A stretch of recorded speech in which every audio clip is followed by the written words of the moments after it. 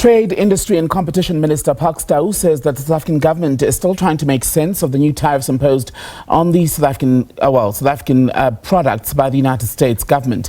Last night, the American President Donald Trump imposed a 30% tariff on all South African imports.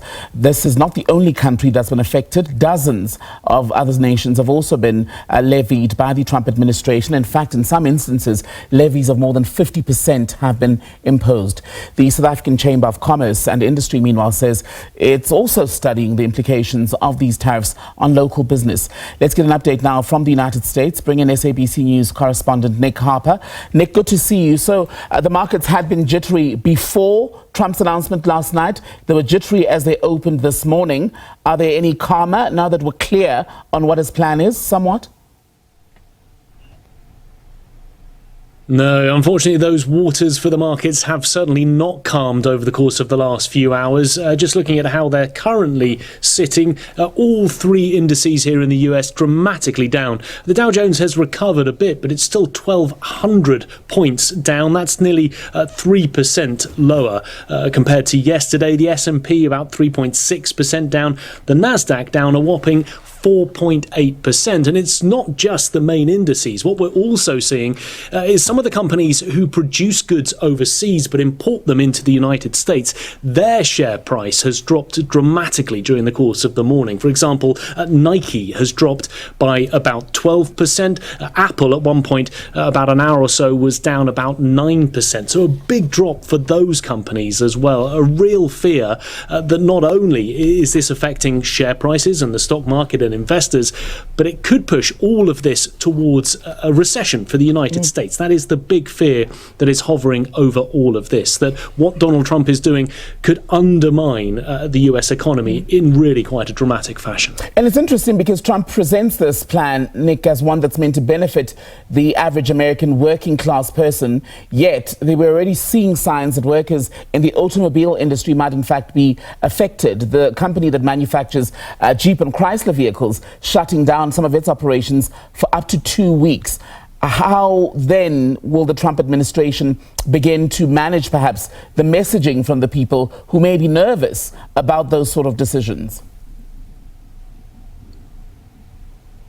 Yeah, it'll be fascinating to see exactly how they manage this in the coming days. We know that during the address that Donald Trump gave on Wednesday afternoon, when he detailed all of these tariffs, he had auto workers there in the Rose Garden as part of his announcement to talk it up. And we've seen that talking up from US officials during the course of the morning. We've heard from the White House Press Secretary Caroline Leavitt, who has said that people should trust President Trump. We've heard from the Commerce Secretary, Howard Lutnick, saying this is all about reordering fair trade. Even J.D. Vance, the Vice President, has said a big change is needed. But like you mentioned, it is going to affect US workers out there and US consumers. US workers could potentially lose their jobs as a result of what is taking place. And for consumers who were promised by President Trump when he was campaigning last year for a lower cost of living, the worry is that they could see their household bills rise by about $3,500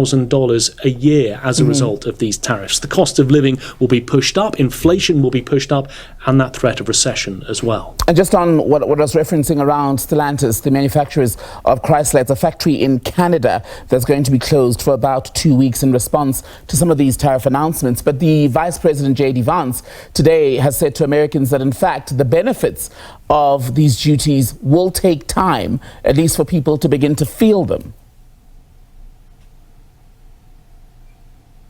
Well, that's right, but it really depends on how much patience people have. President Trump has spoken about that short-term pain for a long-term gain. The real hope is, from Donald Trump's point of view, that by imposing these tariffs, it'll force companies and countries around the world to create factories here in the US. They won't produce things overseas and then import them at huge costs into America. Rather, they would produce all those goods here in the United States. So the US president hopes that'll boost manufacturing. It'll It'll boost US jobs.